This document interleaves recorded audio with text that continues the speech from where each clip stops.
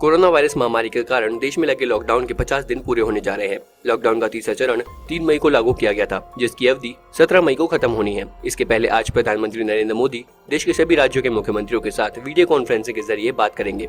Corona संकट के बीच PM और सीएम के बीच होने वाली ये 5वीं बातचीत होगी, जिसमें आगे की रणनीति तय होगी। वीडियो कॉन्फ्रेंसिंग के जरिए होने वाली ये 5वीं बातचीत होगी। इस बैठक में मुख्यमंत्रियों, प्रधानमंत्री के अलावा केंद्रीय गृह मंत्री, स्वास्थ्य मंत्री समेत अन्य वरिष्ठ अधिकारी शामिल होंगे।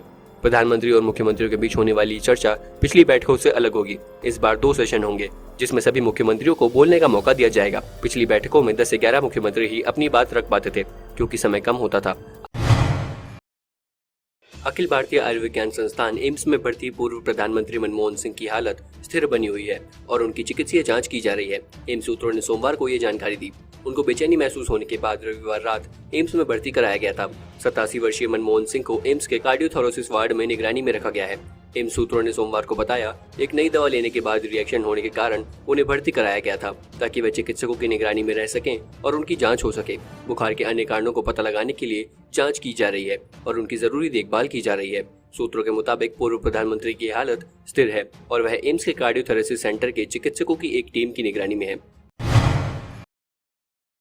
भारतीय रेलवे लगभग 2 महीने बाद मंगलवार से यात्री ट्रेनों की शुरुआत करने वाला है। कोरोना वायरस के प्रसार को देखते हुए ट्रेनों को संचालन रोक दिया गया था। सोमवार शाम 4 बजे से Indian railway catering and tourism corporation IRCTC के जरिए 15 ट्रेनों के लिए बुकिंग शुरू हो जाएगी। अधिकारियों का कहना है कि यात्री ट्रेनें शुरू होने से वे लोग बुकिंग करा पाएंगे जो लॉकडाउन की वजह से विभिन्न राज्यों में फंसे हुए हैं। यहाँ 10 बिंदुओं में जानिए सब कुछ। नंबर 1, ये 15 ट्रेनें नई दिल्ली से डिब्रूगढ़, अगरतला, हावड़ा, पटना, बिलासपुर, रांची, भुवनेश्वर, सिकंदराबाद, बेंगलुरु, चेन्नई, तिरुवनंतपुरम, मडगांव, मुंबई सेंट्रल, अहमदाबाद और जम्मू तवी तक जाएंगी। इनमें वापसी यात्रा भी शामिल होगी। नंबर 2, इन ट्रेनों में केवल AC कोच होंगे और इसका किराया राजधानी ट्रेनों के समान होगा। ट्रेन में फर्स्ट AC, सेकंड AC और थर्ड AC क्लास होगी और यह लगभग पूरी क्षमता के साथ चलेगी। प्रमुख रूट्स पर ट्रेन को रोका जाएगा। नंबर 3, यात्रियों को ऑनलाइन टिकट बुक कराने की अनुमति होगी और रेलवे स्टेशनों पर टिकट बुकिंग काउंटर बंद रहेंगे। प्लेटफॉर्म टिकट सहित कोई भी काउंटर टिकट जारी नहीं किया जाएगा।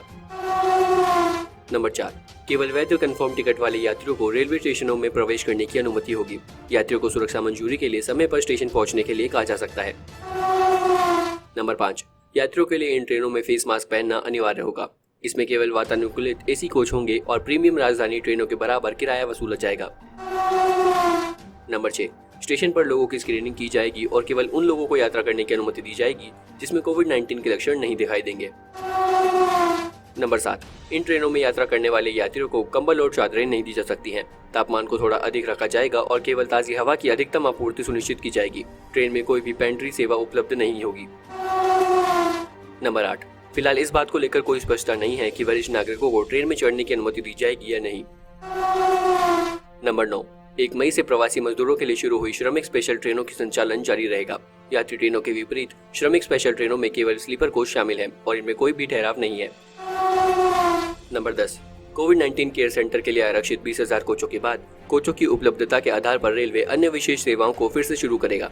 मंत्रालय के अनुसार रेलवे प्रवासी श्रमिकों के लिए रोजाना 300 ट्रेनें संचालित करने में सक्षम है। भारतीय रेलवे ने कोरोना वायरस संकट के बीच 12 मई से पैसेंजर ट्रेन शुरू करने का ऐलान किया है। शुरुआत में 15 ट्रेनें चलाई जाएंगी। 11 मई यानी आज शाम 4 बजे से यात्री टिकट बुक कर सकेंगे। ये ट्रेन जिस रूट से चलेंगी, वापसी भी उसी रूट से करेंगी। लॉकडाउन में फंसे लोग जा सकेंगे और दूसरी जगहों पर फंसे यात्री वापस लौट सकेंगे। रेलवे टिकट के दामों पर विभाग की ओर से सामने आई जानकारी के मुताबिक इन ट्रेनों के टिकट के दाम राजधानी ट्रेनों के टिकट की तरह होंगे, जो डायनामिक हो सकते हैं। ऐसी ट्रेनों को ही चलाने की इजाजत मिली है। ट्रेन के टिकट के दाम महंगे रखे गए हैं, इसलिए कम लोग सफर कर सकते हैं। रेलवे की उम्मीद है कि सोशल डिस्टेंसिंग का पालन ट्रेन में भी हो सकेगा। साथ ही इन स्पेशल ट्रेनों में सफर करने के लिए आपको मास्क पहनना या अपने मुंह को ढकना जरूरी होगा। टिकट की बुकिंग मोबाइल ऐप के जरिए सिर्फ ऑनलाइन ही की जा सकती है। साथ ही एजेंट से टिकट कराने की सुविधा नहीं है। तत्काल और प्रीमियम तत्काल सुविधाएं भी इन विशेष ट्रेनों के लिए लागू नहीं होंगी। टिकट बुकिंग के अलावा ट्रेन में खाने पीने की सुविधा उपलब्ध होगी या नहीं, इसकी जानकारी सामने नहीं आई है। रेलवे स्टेशन में एंट्री तभी मिल सकेगी जब यात्री पूरी तरह से फेस कवर करके आएंगे। यात्रियों को बिना थर्मल स्क्रीनिंग के ट्रेन में एंट्री नहीं मिलेगी। जगह जगह चेक पॉइंट होंगे। एंट्री और एग्जिट गेट पर स्क्रीनिंग की जाएगी। भारतीय स्टेट बैंक SBI ने साफ कर दिया है कि वो अपने योनो प्लेटफॉर्म के माध्यम से ग्राहकों को किसी तरह का आपातकालीन लोन या इमरजेंसी लोन नहीं दे रहा है। बता दें, कुछ खबरों में कहा गया था कि SBI 45 मिनट के भीतर 5 लाख रुपए तक के इमरजेंसी लोन की पेशकश कर रहा है।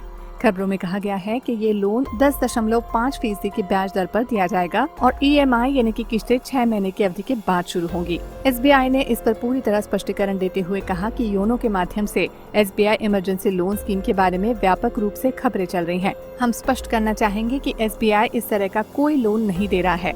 हम अपने ग्राहकों से भी इन अफवाहों पर विश्वास करने का आग्रह करते हैं। इसको लेकर SBI ने एक ट्वीट के जरिए भी अपने ग्राहकों को अलर्ट किया है।